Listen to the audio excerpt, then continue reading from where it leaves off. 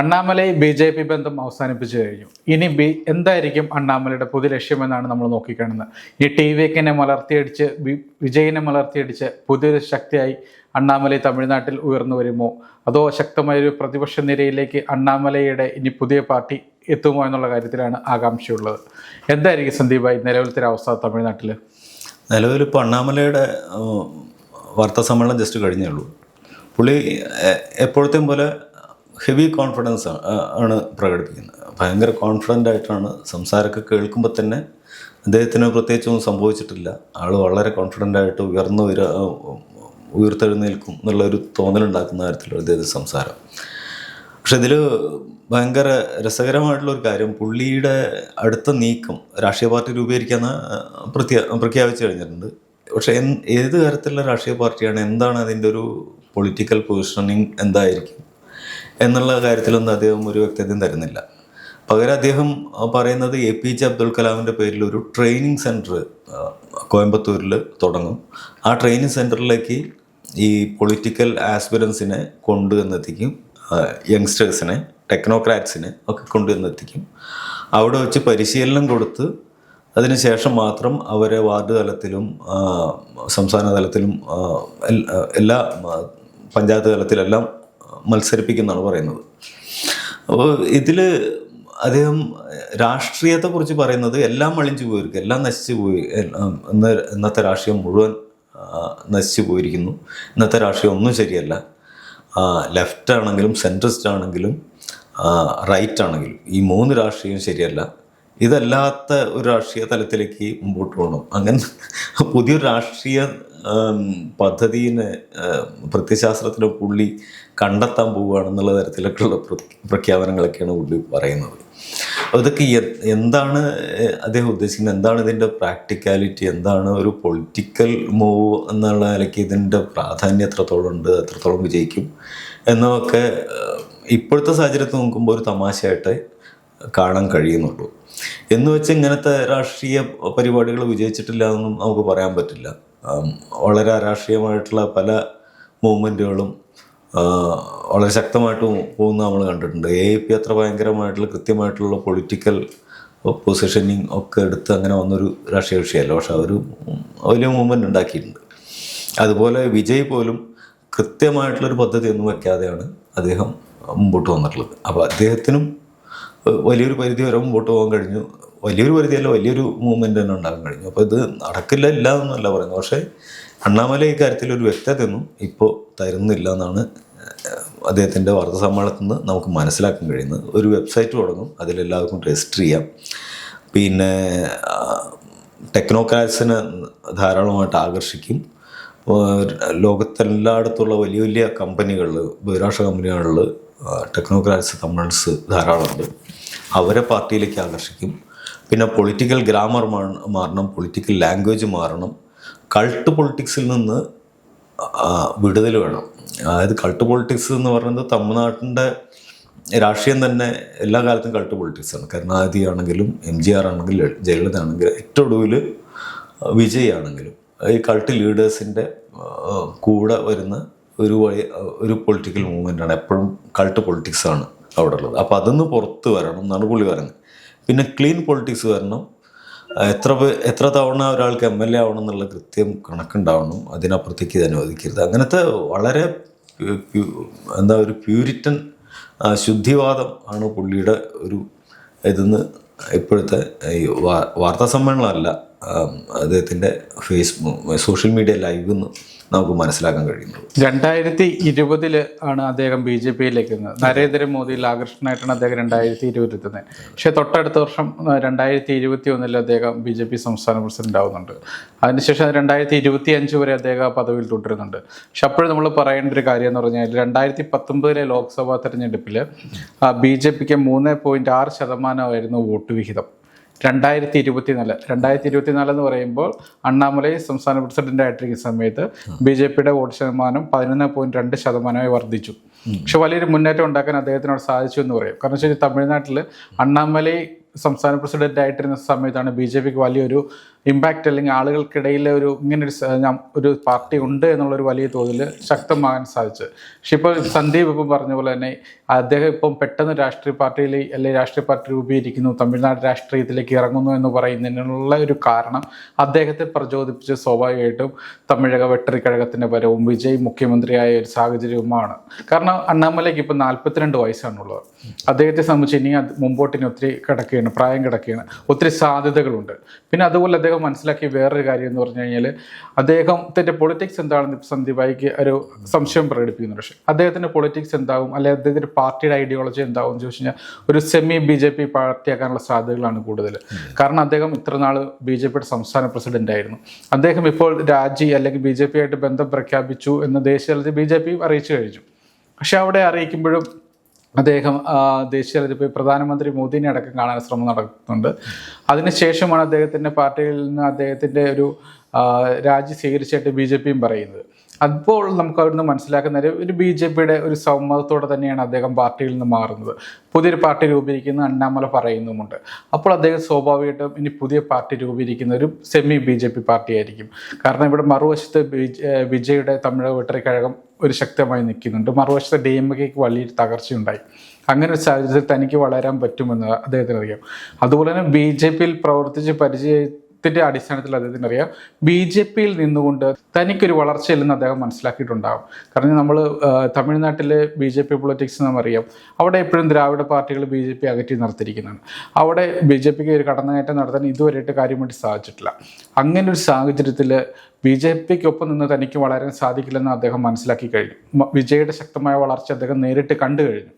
അപ്പോൾ ഈ BJPയുടെ മൗനാനുവാദത്തോടെ ആശീർവാദത്തോടെ ഒരു BJP സ്വഭാവമുള്ള അല്ലെങ്കിൽ ഒരു സെമി BJP പാർട്ടിയായിട്ട് വളരാനാണ് അദ്ദേഹത്തിന് താല്പര്യപ്പെടുന്നത്. പക്ഷെ ഇപ്പോൾ നിലവിലപ്പോൾ അദ്ദേഹം പെട്ടെന്നൊരു പാർട്ടി പ്രഖ്യാപിക്കുന്നതിനോട് അദ്ദേഹം എത്രത്തോളം ഒരു നേട്ടമുണ്ടാക്കാൻ കഴിയുമെന്ന് എനിക്ക് സംശയമുണ്ട്. കാരണം വെച്ചാൽ ഇപ്പം തമിഴ്നാട്ടിൽ ഇനി ഉടനെ തെരഞ്ഞെടുപ്പ് വരാൻ പോകുന്നില്ല, പഞ്ചായത്ത് തെരഞ്ഞെടുപ്പ് വരാൻ പോകുന്നില്ല, ലോക്സഭാ തെരഞ്ഞെടുപ്പ് വരാൻ പോകുന്നില്ല. 31 2031 മാത്രമാണ് നിയമസഭാ തെരഞ്ഞെടുപ്പ് വരുന്നത്. അങ്ങനെ ഒരു സാഹചര്യത്തിൽ അദ്ദേഹം ഇപ്പോഴേ ഒരു പാർട്ടി പ്രഖ്യാപിച്ചു കഴിഞ്ഞാൽ ഒന്നും ഉണ്ടാക്കാൻ സാധിക്കില്ല. ജനങ്ങളുടെ ഇടയിൽ യാതൊരുവിധ ഇൻഫ്ലുവൻസും ഉണ്ടാക്കാൻ പറ്റില്ല, ആളുകൾ മറന്നുപോകും. അപ്പോൾ അദ്ദേഹത്തിന് ഇപ്പം ഒരു രാഷ്ട്രീയ അടിത്തറ വിപുലീകരണം ഇപ്പം വിജയ് 2019 നടത്തിയിരുന്നു എന്ന് പറയുന്നത് പോലെ തന്നെ അണ്ണാമലയ്ക്ക് ഇപ്പോൾ ചെയ്യാൻ പറ്റുന്നൊരു കാര്യം എന്ന് വെച്ചാൽ ഇപ്പോഴേ ഒരു അടിത്തറ ഉണ്ടാക്കുക. ഇപ്പം കുറച്ച് ദിവസമായിട്ട് അല്ലെങ്കിൽ കുറച്ച് മാസങ്ങളായിട്ട് അണ്ണാമലൈ കോയമ്പത്തൂർ കേന്ദ്രീകരിച്ചും അദ്ദേഹം ഈ കുട്ടികൾക്കായിട്ടുള്ള പഠനോപകരണ വിതരണം അങ്ങനെയുള്ള കാര്യങ്ങളിലൊക്കെ വിതരണം ചെയ്ത് അദ്ദേഹം ഒരു പ്രവർത്തനം ആരംഭിച്ചു കഴിഞ്ഞു. അതായത് പണ്ട് വിജയുടെ ആരാധക കൂട്ടായ്മ നടത്തിക്കൊണ്ടിരുന്ന പ്രവർത്തനത്തിൻ്റെ ശൈലിയിൽ അണ്ണാമലൈ നടത്തി കഴിഞ്ഞു. അതായിരിക്കണം അണ്ണാമലയുടെ രാഷ്ട്രീയം എന്ന് നിലവിലത്തെ രാഷ്ട്രീയം എന്ന് പറയുന്നത്. പക്ഷെ ഭാവിയിൽ അണ്ണാമലയ്ക്ക് ഒരു രാഷ്ട്രീയമായിട്ട് മുമ്പോട്ട് പോകാൻ BJPയിൽ നിന്ന് തന്നെ ഒരു ആശീർവാദം കിട്ടും. കാരണം വെച്ചാൽ അദ്ദേഹം BJPയുടെ ഭാഗമായിട്ട് നിന്നൊരു വ്യക്തിയാണ്, സംസ്ഥാന പ്രസിഡന്റ് ആയിരുന്നു, അദ്ദേഹം ലോക്സഭാ തെരഞ്ഞെടുപ്പിൽ മത്സരിച്ചിട്ടുണ്ട്. അങ്ങനെയുള്ള ചരിത്രം വരെ ഉള്ളപ്പോൾ സ്വാഭാവികമായിട്ടും BJPക്ക് ഒരു അണ്ണാമലയുടെ വളർച്ചയെ BJP സ്വാഭാവികമായിട്ട് സപ്പോർട്ട് ചെയ്യും, എല്ലാവിധ പിന്തുണയും ചെയ്യും. അതുവഴി BJP ലക്ഷ്യം വെക്കുന്ന കാര്യം എന്ന് വെച്ച് കഴിഞ്ഞാൽ ഇവർ ഈ അണ്ണാമലയെ കൂടെ നിർത്തുക, അണ്ണാമലയെ വഴി തമിഴ്നാട് പിടിക്കുക എന്നൊരു ആശയം കൂടെ BJP അവിടെ വെക്കും. കാരണം മറുവശത്ത് വിജയ് ശക്തമായിട്ട് നിൽക്കുകയാണ്. വിജയുടെ ഈ തമിഴക വെട്ടറിക്കഴകത്തിൻ്റെ വിജയത്തിൻ്റെ ആഘോഷത്തിലാണ് ഇപ്പോഴും തമിഴ്നാട്ടുള്ളത്. നിലവിലത്തെ ഒരു സാഹചര്യത്തിൽ വിജയെ അട്ടിമറിക്കുകയോ അല്ലെങ്കിൽ വിജയെ പരാജയപ്പെടുത്താനോ സാധിക്കില്ല. പക്ഷെ ഇപ്പോഴും നോക്കുന്ന വിജയ്ക്ക് എവിടെയെല്ലാം ഒരു വീഴ്ച സംഭവിക്കുന്നുണ്ടോ, അദ്ദേഹത്തിൻ്റെ ഭരണത്തിൽ എവിടെ ഒരു കാലിടറുന്നുണ്ടോ എന്ന് നോക്കിയിരിക്കുകയാണ് എല്ലാവരും. അവിടെ ആ ഒരു നോക്കിയിരിപ്പിൽ തന്നെയാണ് DMKയും ഉള്ളത്. DMKയുടെ കാര്യം നമുക്കറിയാം. DMK ഇപ്പം BJP പക്ഷത്താണ്, DMK മാത്രമാണ് ഇപ്പോൾ ഒരു മറുചേരിയായിട്ടുള്ളത്. പിന്നെ ഒരു ചേരി എന്ന് പറയുന്നത് TVK ഓൾറെഡി ഇപ്പോൾ അധികാരത്തിലുമുണ്ട്. അപ്പോൾ എന്തുകൊണ്ടും ഒരു സ്പേസ് അവിടെ തനിക്കുണ്ട് എന്ന് അണ്ണാമല മനസ്സിലാക്കുന്നുണ്ട്. ആ ഒരു കാഴ്ചപ്പാടാണ് അണ്ണാമലയെ മുമ്പോട്ട് നയിക്കുന്നത്. അത് തന്നെ ആയിരിക്കില്ലേ അണ്ണാമലയുടെ ഫ്യൂച്ചർ പ്ലാനും? അണ്ണാമലയെ സംബന്ധിച്ച് അണ്ണാമലയുടെ എന്താ പറയുക, താല്പര്യങ്ങളൊക്കെ വളരെ പ്യൂറാണ്. അതിൽ അദ്ദേഹത്തിന് കലർപ്പൊന്നുമില്ല. അതുകൊണ്ട് തന്നെ ഒരു BJP അനുകൂല കക്ഷിയായിട്ട് തന്നെയായിരിക്കും അദ്ദേഹം ഒരു പാർട്ടി രൂപീകരിക്കുമ്പോൾ അത് വർക്ക് ചെയ്യുക, അതിൽ യാതൊരു സംശയവുമില്ല. BJPയെ സംബന്ധിച്ച് അണ്ണാമലയെ എന്താ പറയുക, ഇത്തരത്തിൽ ഒരു പദ്ധതിയുമായിട്ട് പറഞ്ഞയക്കാതിരിക്കേണ്ട ആവശ്യമില്ല. BJP പോലൊരു രാഷ്ട്രീയ കക്ഷിക്ക് അവർക്ക് സ്വന്തമായിട്ട് പ്ലാനും പദ്ധതികളുള്ളതാണ്. അപ്പോൾ അവർ പുറത്ത് ഇതിനു വേണ്ടി ഒരു പദ്ധതിക്കോ ഇതിനു വേണ്ടി ഒരു ഗൂഢാലോചനയ്ക്കോ തയ്യാറാകും എന്ന് തോന്നുന്നില്ല. പക്ഷേ പുറത്ത് വരുന്ന രൂപപ്പെടുന്ന ഇത്തരം ഗ്രൂപ്പുകളെ എങ്ങനെയായാലും BJP സംബന്ധിച്ച് അതെ പ്രോത്സാഹിപ്പിക്കും. BJP സംബന്ധിച്ച് അതൊരു ഗെയിൻ തന്നെയാണ്, അതിൽ സംശയമൊന്നുമില്ല. അപ്പോൾ അണ്ണാമലയ്ക്ക് അത് എത്രത്തോളം മുമ്പോട്ട് കൊണ്ടുപോകാൻ കഴിയും എന്നുള്ള കാര്യത്തിലാണ് നമുക്ക് സംശയിക്കാനുള്ളത്. ഞാൻ മനസ്സിലാക്കിയിടത്തോളം അണ്ണാമല BJPക്കകത്ത് തമിഴ്നാട് BJPയിലെ ഒരു KT മിറാഷാണ്. ഒരു IAS IPS ട്രെയിനിങ്ങിന് പോയിട്ട് അതിൽ നിന്ന് ഒരുപാട് ഡാറ്റയൊക്കെ തലയിൽ കയറുമ്പോൾ ഉണ്ടാകുന്ന ഒരു പ്രത്യേക വിഭ്രാന്തി തുടർച്ചയായിട്ട് പ്രകടിപ്പിച്ചുകൊണ്ടിരിക്കുന്ന ഒരു സ്റ്റുഡൻ്റാണ് പുള്ളി. ഇതിലപ്പുറത്തേക്ക് അദ്ദേഹത്തിന് രാഷ്ട്രീയമായ ഒരു ഉൾക്കാഴ്ചയില്ല. അത് പല തവണ അദ്ദേഹം തെളിയിച്ചിട്ടുണ്ട്. ADMK സഖ്യത്തോടുള്ള അദ്ദേഹത്തിൻ്റെ എതിർപ്പ് വളരെ അത് കൃത്യമായിട്ട് തെളിച്ചൊരു സംഭവമായിരുന്നു. കാരണം ADMK പോലൊരു സഖ്യം BJPക്ക് വളരെ ഇതായിട്ട് ലഭിച്ചിട്ടും അതിനെ ഉപയോഗിക്കാൻ ശ്രമിക്കാതെ അദ്ദേഹം നിരന്തരമായിട്ട് അറ്റാക്ക് ചെയ്തുകൊണ്ടിരുന്നു. ആ അറ്റാക്ക് വളരെ മനഃപൂർവ്വമായിരുന്നു. ADMKയുമായിട്ടുള്ള സഖ്യത്തിൽ തുടർന്നാൽ ഒരു കാലത്തും BJPക്ക് മുമ്പോട്ട് പോകാൻ കഴിയില്ല എന്ന് അദ്ദേഹം ഉറപ്പിച്ചു. അങ്ങനെ ഉറപ്പിച്ചിട്ടുള്ള അറ്റാക്ക്, ഒരു കാരണവശാലും ഈ സഖ്യം മുമ്പോട്ട് പോകരുത് എന്ന് ഉറപ്പിച്ചുകൊണ്ടുള്ള തുടർച്ചയായിട്ടുള്ള അറ്റാക്കാണ് അദ്ദേഹം നടത്തിക്കൊണ്ടിരുന്നത്. ഇത് ADMK ലീഡേഴ്സിനെ വല്ലാതെ ഹർട്ട് ചെയ്തു. ജയലളിതയെ അറ്റാക്ക് ചെയ്തു. ജയലളിത ഒരു ഹിന്ദുത്വവാദിയായിരുന്നു എന്ന് പറഞ്ഞു. ജയലളിത അയോധ്യ രാമക്ഷേത്രത്തിന് അനുകൂലിച്ചിരുന്നു എന്ന് പറഞ്ഞു. ഇതൊക്കെ ADMKയ്ക്കുള്ളിൽ ഉറങ്ങിക്കിടക്കുകയായിരുന്ന ദ്രവീഡിയൻ ഗ്രൂപ്പുകളെ ഉണർത്തി. അതുവരെ ദ്രവീഡിയൻ എന്ന് പറഞ്ഞൊരു പദ്ധതിയെ ആലോചനയിലില്ലാതെ ഇരിക്കുകയായിരുന്ന, അതിനകത്ത് ഉറങ്ങിക്കിടക്കുകയായിരുന്ന ദ്രവീഡിയൻ ആലോചനകൾ ഇദ്ദേഹത്തിൻ്റെ ഇടപെടൽ കൊണ്ട് വളർന്നു. അത് വലിയൊരു തിരിച്ചടിയാണ് പാർട്ടിക്കകത്ത് എടപ്പാടിക്ക് ഉണ്ടാക്കിയത്. എടപ്പാടി കുടുങ്ങിപ്പോയി. ഇത് മുമ്പോട്ട് കൊണ്ടുപോകാൻ യാതൊരു വഴിയില്ലാത്ത അവസ്ഥയായി. നേതാക്കൾ വരെ രംഗത്തെത്തി. ഇങ്ങനെ ഒരാളുടെ അപമാനം സഹിച്ചിട്ട് എന്തിനാണ് ഇതിനകത്തിരിക്കുന്നത് എന്ന ചോദ്യം ലീഡേഴ്സ് തന്നെ ചോദിക്കാൻ തുടങ്ങി. ഈ ട്രാപ്പിൽ പെട്ടിട്ടാണ് അവർ ADMK ഒരു ഘട്ടത്തിൽ പിൻവാങ്ങുന്നത്. പിന്നീട് അവരെ തിരിച്ചു കൊണ്ടുവരാൻ BJP പെട്ട പാട് ചില്ലറയല്ല. അപ്പോൾ ഈ ഒരു രാഷ്ട്രീയ ഉൾക്കാഴ്ചയില്ലാത്ത പെരുമാറ്റം, ഒരു KT മിറാഷിൻ്റെ പെരുമാറ്റമായിട്ട് വളരെ ഷാലോ ആയിട്ട് രാഷ്ട്രീയത്തെ കാണുന്ന ഒരു കക്ഷിയാണ് പുള്ളി. അദ്ദേഹത്തിൻ്റെ ഒരു ഗുണം എന്താണെന്ന് വെച്ചാൽ വളരെ ശക്തമായിട്ട് എന്താണ് നിലപാടെടുക്കുന്നത് അത് ഉടുമ്പ് പിടിച്ച മാതിരി അതിൽ പിടിച്ചിട്ട് അവിടെ നിൽക്കാൻ ഉള്ള കഴിവ് ഭയങ്കരമാണ്. അതിൽ നിന്ന് ഒരടി അദ്ദേഹം പിൻവാങ്ങില്ല. ഏറ്റവും ഒടുവിൽ ഇപ്പോൾ ഈ വെച്ചിട്ടുള്ള രാജിവെക്കുന്നതിലേക്ക് വരാൻ വന്നിട്ടുള്ള അദ്ദേഹത്തിൻ്റെ ഉടുമ്പ് സ്വഭാവമാണ്. ഒരിക്കലും ഒരു കാര്യം പിടിച്ചു കഴിഞ്ഞാൽ രാഷ്ട്രീയത്തിൽ എപ്പോഴും ഒരു നീക്കുപോക്കുണ്ടാവും. ആ നീക്കുപോക്കിനൊന്നും തയ്യാറാവാതെ കടുത്ത നിലപാടെടുത്ത് നിൽക്കുന്ന ആ ഒരു സംഗതി മാത്രമാണ് പുള്ളിയുടെ ഒരു ഗുണം. ദോഷമായിട്ട് പലപ്പോഴും ഭവിച്ചിട്ടുണ്ട്, ഇപ്പോഴും നമുക്ക് പറയാമെങ്കിലും അദ്ദേഹത്തിൻ്റെ ഒരു ഗുണം എന്ന് പറയുന്നത് ഇങ്ങനെ പിടിച്ചു നിൽക്കാനുള്ള കഴിവാണ്. ഇത് ശരിയാണ്, ഒരു IAS തലത്തിൽ, ഒരു ഉദ്യോഗസ്ഥ തലത്തിലൊക്കെ അദ്ദേഹത്തിന് ഗുണം ചെയ്തു വയ്ക്കും. പക്ഷെ രാഷ്ട്രീയത്തിൽ എപ്പോഴും ചർച്ചകൾക്കും നീക്കുപോക്കുകൾക്കും സംവാദങ്ങൾക്കൊക്കെ ഒരു സ്പേസ് കൊടുത്തേ പറ്റൂ. അതിന് അദ്ദേഹത്തിന് കഴിഞ്ഞിട്ടില്ല. അപ്പോൾ ഇനിയിപ്പോൾ രാഷ്ട്രീയ പരിപാടിയായിട്ട് വരുമ്പോഴും ഈ ചോദ്യങ്ങളൊക്കെ തന്നെയാണ് ഉയരുന്നത്. ഇപ്പോൾ സന്ദീപ് പറഞ്ഞ പോലെ അദ്ദേഹത്തിൻ്റെ രാഷ്ട്രീയത്തിൻ്റെ കാര്യം പറയുന്നുണ്ട്. പക്ഷേ 2021 അദ്ദേഹം അരുവിക്കുറിച്ചി മണ്ഡലത്തിൽ നിന്ന് BJP സ്ഥാനാർത്ഥിയായിട്ട് മത്സരിച്ചിട്ടുണ്ട്. പക്ഷേ ആ തെരഞ്ഞെടുപ്പിൽ അദ്ദേഹം ദയനീയമായിട്ട് പരാജയപ്പെടുന്നു. 2024 ലോക്സഭാ തെരഞ്ഞെടുപ്പിൽ അദ്ദേഹം കോയമ്പത്തൂരിൽ നിന്ന് മത്സരിച്ചു. പക്ഷേ അവിടെയും പരാജയപ്പെടുന്നുണ്ട്. അതിനുശേഷം പാർട്ടി അദ്ദേഹത്തിന് ഒരു നിർണായക ചുമതല ഏൽപ്പിക്കുന്നുണ്ട്. 2023 കർണാടക നിയമസഭാ തെരഞ്ഞെടുപ്പിൽ അദ്ദേഹത്തിന് സുപ്രധാന റോള് നൽകുന്നുണ്ട്. പക്ഷെ അവിടെയും അദ്ദേഹത്തിന് ഒരു മേൽക്കോയ്മ നേടാൻ സാധിക്കുന്നില്ല. അവിടെയും പരാജയം സംഭവിക്കുന്നുണ്ട്.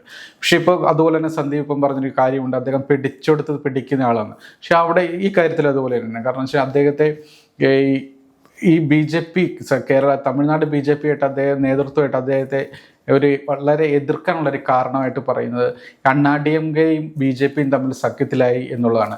അപ്പോഴദ്ദേഹത്തിൻ്റെ വാദം എന്ന് പറഞ്ഞു കഴിഞ്ഞാൽ തമിഴ്നാട്ടിൽ BJP ഒറ്റയ്ക്ക് നിന്ന് ജനങ്ങളുടെ പിന്തുണ നേടി വോട്ട് ശതമാനം വർദ്ധിപ്പിക്കുക എന്നൊരു സ്റ്റാൻഡായിരുന്നു അണ്ണാമലയ്ക്കുണ്ടായിരുന്നത്. പക്ഷേ ദേശീയ നേതൃത്വം ആയിക്കോട്ടെ, സംസ്ഥാന BJPയിലെ ഒരു വിഭാഗം ആയിക്കോട്ടെ, ഈ അണ്ണാമലയുടെ വാദങ്ങളെ തള്ളിക്കൊണ്ട് ഈ DMKനെ ഒപ്പം നിർത്താൻ തീരുമാനിച്ചു. അതുപോലെ തന്നെ തമിഴ്നാട്ടിലുണ്ടായ ത്രിഭാഷ ആയിട്ട് ബന്ധപ്പെട്ടൊരു വാദം, അതിനെ തള്ളിപ്പറഞ്ഞ് വ്യക്തിയും കൂടിയാണ് അണ്ണാമലൈ. അതോടെ ദേശീയ തലത്തിൽ അണ്ണാമലയ്ക്കെതിരെ ഒരു വികാരം ശക്തമായി. അതുപോലെ ഇപ്പം പറഞ്ഞ പോലെ അണ്ണാമലൈനെ തള്ളിക്കൊണ്ടുള്ള പല കാര്യങ്ങളിലും BJP തീരുമാനിച്ചു എന്ന് പറയുമ്പോൾ പറയേണ്ട ഒരു കാര്യമാണ്, അണ്ണാഡിയങ്കനെ ഒപ്പം നിർത്താൻ നേരത്ത് പളനിസ്വാമി ആവശ്യപ്പെട്ട ഒരു ആവശ്യമായിരുന്നു അദ്ദേഹത്തെ സംസ്ഥാന പ്രസിഡന്റ് സ്ഥാനത്ത് നിന്ന് മാറ്റണം എന്നുള്ളത്. അതിന് BJP സമ്മതം മൂളി എന്നുള്ളതാണ്. ഇതും കൂടെ ആയപ്പോഴാണ് അണ്ണാമലയ്ക്ക് മനസ്സിലായി തനിക്ക് ഇവിടെ നിന്നൊരു വലിയ വളർച്ചയൊന്നുമില്ല, ഇനി അദ്ദേഹത്തിന് മുമ്പോട്ട് പോകാൻ സാധിക്കില്ല എന്ന് അദ്ദേഹം മനസ്സിലാക്കി. അപ്പോഴാണ് വിജയുടെ വരവ് ഉണ്ടാകുന്നു, വിജയ് ഒരു ശക്തമായ ശക്തിയായി മാറുന്നത്. അപ്പോൾ സ്വാഭാവികമായിട്ട് വിജയുടെ വളർച്ച അദ്ദേഹത്തെ ഇൻഫ്ലുവൻസ് ചെയ്തിട്ടുണ്ട്. ഇപ്പോൾ വിജയുടെ ഒരു കൂട്ടായ്മ അല്ലെങ്കിൽ വിജയ്ക്കൊപ്പമുള്ള വോട്ടർമാരാരെന്ന് ചോദിച്ചാൽ നമ്മൾ യുവാക്കളാണ്, ജൻസികളാണ്, കന്നി വോട്ടർമാരാണ് നമ്മൾ ഭൂരിഭാഗം പേരും പറയുന്നുണ്ട്. പക്ഷേ ഈ ഒരു ഘടകം തന്നെ തനിക്കൊപ്പമുണ്ട്, അത് അദ്ദേഹത്തിനും അറിയാം. അദ്ദേഹം സംസ്ഥാന പ്രസിഡന്റ് ആയിട്ടിരുന്ന കാലത്ത് സോഷ്യൽ മീഡിയ വളരെയധികം മികവാർന്ന രീതിയിൽ അദ്ദേഹം ഉപയോഗിച്ചിട്ടുണ്ട്. അതുവഴി വളരെ തോതിലുള്ള ഒരു യുവാക്കളെ ഒപ്പം നിർത്താൻ അണ്ണാമലയ്ക്ക് സാധിച്ചിട്ടുണ്ട്. ആ യുവാക്കളെ തൻ്റെ ഒപ്പം ഉണ്ടാകുന്ന ഇപ്പോഴും അദ്ദേഹം കരുതുന്നുണ്ട്. ഒരു ഭാഗം കന്നി വോട്ടർമാരെ, യുവാക്കള് എന്നിവരെ മാത്രമല്ല, ഒരു ഭാഗം പ്രൊഫഷണലുകൾ, പല പാർട്ടികളിലും പരിചയമുള്ള പ്രവർത്തിച്ചു കൊണ്ടിരിക്കുന്ന പ്രൊഫഷണലുകളായിട്ടുള്ള അല്ലെങ്കിൽ രാഷ്ട്രീയ പരിചയമുള്ള ആൾക്കാരും തനിക്കൊപ്പം വരുമെന്നുള്ള ആത്മവിശ്വാസം അദ്ദേഹം എല്ലാ കാലത്തും പ്രകടിപ്പിച്ചിട്ടുണ്ട്. ഈ നിലവിൽ ആ ആത്മവിശ്വാസത്തിന് ഇപ്പം കൂടുതലായിട്ടുണ്ട്. കാരണം അദ്ദേഹം ഇപ്പം BJP നിന്ന് പുറത്തു വരികയാണ്. BJP നിന്ന് പുറത്തു വരുമ്പോൾ ഈ അകന്നു നിന്നവരെ ഒപ്പം നിർത്താൻ പറ്റുമെന്ന് അദ്ദേഹത്തിന് ഒരു ധാരണയുണ്ട്. പിന്നെ BJPക്ക് ഒപ്പം നിൽക്കുന്നുള്ളൊരു വളർച്ച എന്ന് പറയുമ്പോൾ അദ്ദേഹത്തിന് അറിയാം, വ്യക്തിപരമായ വളർച്ച ഉണ്ടാവില്ല എന്ന് അദ്ദേഹത്തിന് അറിയാം. തമിഴ്നാട്ടിലെ കാര്യം നമുക്കറിയാം. എല്ലാ കാലത്തും BJPനെ അകറ്റി നിർത്തിക്കൊണ്ടിരിക്കുന്ന ഒരു ഭാഗമാണ്. ദ്രാവിഡ പാർട്ടികൾക്ക് മാത്രം വളർച്ചയുണ്ട്, പക്ഷെ അതിനെയൊക്കെ TV-ക്ക് ഒരു പരിധിവരെ മറികടന്നു. അല്ല, മറ്റൊരു പാർട്ടികൾക്ക് ഇവിടെ സാധ്യതയുണ്ടെന്ന് TV-ക്ക് തെളിയിച്ചു കൊടുത്തു, വിജയ് തെളിയിച്ചു കൊടുത്തു. TV-ക്കയുടെ വരവ് ശരിക്കും ഇദ്ദേഹത്തിൻ്റെ സ്പിരിറ്റിനെ വല്ലാതെ ബാധിച്ചിട്ടുണ്ടെന്ന് കാണാൻ കഴിയും. കാരണം എന്താണെന്ന് വെച്ചാൽ TV-ക്ക് ഈ ജൻസികളെ വളരെ കാര്യക്ഷമമായിട്ട് ഒന്നിപ്പിച്ചു, കൂടെ കൊണ്ടുപോയി. അപ്പം ഇങ്ങനൊരു സാധ്യത അവിടെ കിടക്കുന്നുണ്ടായിരുന്നു എന്നുള്ളൊരു വസ്തുതയാണ്. കാരണം ADMKയുടെ തകർച്ച, ആശയപരമായിട്ടുള്ള തകർച്ച, അത് ഉപയോഗപ്പെടുത്താൻ TV-ക്കാണ് കഴിഞ്ഞത്, BJPക്കല്ല. അപ്പോൾ ആ ഒരു ഗ്യാപ്പ്, ആ ഒരു വാക്കും അവിടെ ഉണ്ടായിരുന്നത് തിരിച്ചറിയാനും അതിനകത്തേക്ക് പെനിട്രേറ്റ് ചെയ്യാനും BJPക്ക് കഴിഞ്ഞില്ല എന്നുള്ളത് ഇദ്ദേഹത്തിൻ്റെ വലിയൊരു പ്രശ്നമാണ്. അണ്ണാമലയുടെ ഒരു വലിയൊരു പോരായ്മയാണ്.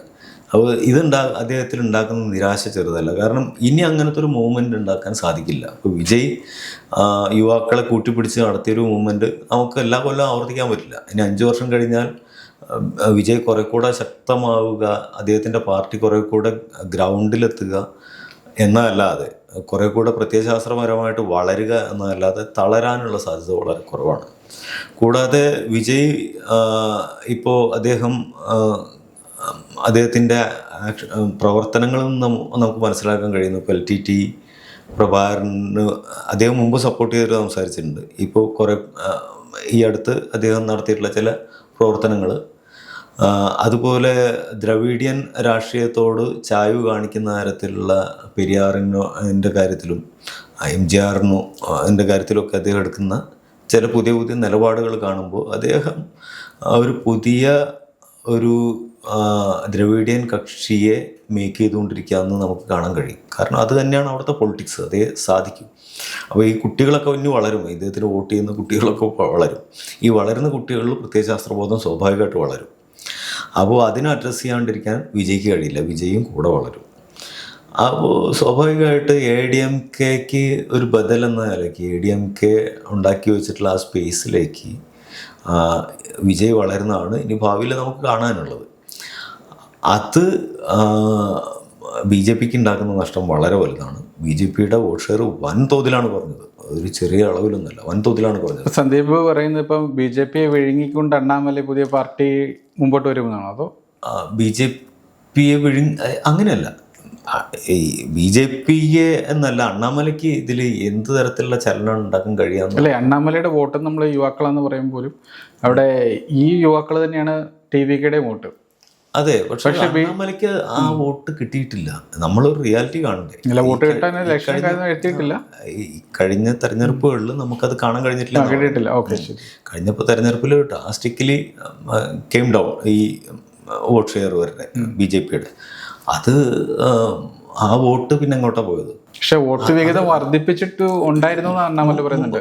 ബി ജെ പിക്ക് വേണ്ടി അതായത് അദ്ദേഹം സംസ്ഥാന പ്രസിഡന്റ് ആയിരുന്ന സമയത്ത് വോട്ട് വിഹിതം വർദ്ധിപ്പിക്കാൻ തന്നെ കൊണ്ടായി. പക്ഷെ തനിക്ക് ആവശ്യത്തിന് കിട്ടേണ്ട പരിഗണനയും പിന്തുണയും പാർട്ടിയിൽ നിന്ന് കിട്ടിയില്ല എന്നാണ് പറയുന്നത്. ഇതിൽ ശ്രദ്ധിക്കേണ്ട ഒരു കാര്യം, DMK-നായിട്ട് അലയൻസിൽ പണ്ടുണ്ടായിരുന്നു 2000-കളിൽ, ADMK-നായിട്ട് അലയൻസ് ഉണ്ടായിരുന്നു. ഈ സമയത്തൊക്കെ 3-4 സീറ്റുകൾ വരെ BJPക്ക് ഉണ്ടായിരുന്നു.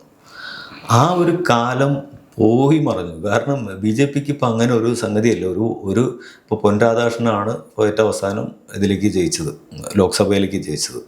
അത് NDA അലയൻസ് മറ്റേ ചെറിയ പാർട്ടികളൊക്കെ അവരുടെ കൂടെ ഉണ്ടായിരുന്നൊരു സമയത്ത് അവർക്ക് കിട്ടിയതാണ്. അതിനുശേഷം അവർക്ക് ലോക്സഭയിലേക്ക് ഒരു വഴിയും കിട്ടിയിട്ടില്ല. അതുപോലെ നിയമസഭയിലേക്കും മുമ്പുണ്ടായിരുന്ന ആ ഒരു സ്പേസ് അവർക്കിപ്പോൾ ഇല്ല. 3-4 സീറ്റിലെങ്കിലും ജയിച്ചിരുന്ന ആ ഒരു സ്പേസ് അവർക്കിപ്പോൾ ഇല്ല. അത് സംഭവിച്ചത് അണ്ണാമലയുടെ കാലത്താണ്. ഇത് വലിയ പ്രശ്നമാണ്. അപ്പോൾ ഇതിനെ നേരിടാതിരിക്കാൻ, ഇതിനെ അഡ്രസ്സ് ചെയ്യാതിരിക്കാൻ BJPക്ക് ഒരിക്കലും കഴിയില്ല. BJP ആലോചിക്കുന്നത് ADMK-യുമായിട്ടുള്ള ആ സഖ്യത്തിലുണ്ടാക്കിയ അനാവശ്യമായ പ്രശ്നങ്ങൾ തിരിച്ചടിയായി എന്ന തരത്തിൽ തന്നെ ആയിരിക്കും. കാരണം ഒരു റിസൾട്ട് ഉണ്ടായില്ല, വോട്ട് ഷെയർ കുറയുകയും ചെയ്തു.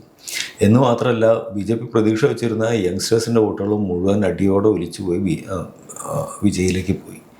വിജയ് അത് തുടർന്ന് നിലനിർത്താൻ സാധ്യതയുണ്ട്. അപ്പോൾ ഇനി എന്താണ് മുമ്പോട്ടുള്ള വഴി എന്ന് ചോദിക്കുമ്പോൾ BJPക്ക് സത്യത്തിൽ ഒരു വഴിയില്ല. അണ്ണാമലയ്ക്ക് എല്ലാ വഴികളും അടഞ്ഞു കഴിഞ്ഞു. അതുകൊണ്ട് അദ്ദേഹം ഈ പറയുന്ന പോലെ APJ അബ്ദുൽ കലാമിൻ്റെ പേരിൽ ഒരു പ്യുവർ പാട്രിയോട്ടിസം ഒക്കെ മുമ്പോട്ട് വയ്ക്കുന്ന ഒരു സാധാരണ എന്താ പറയുക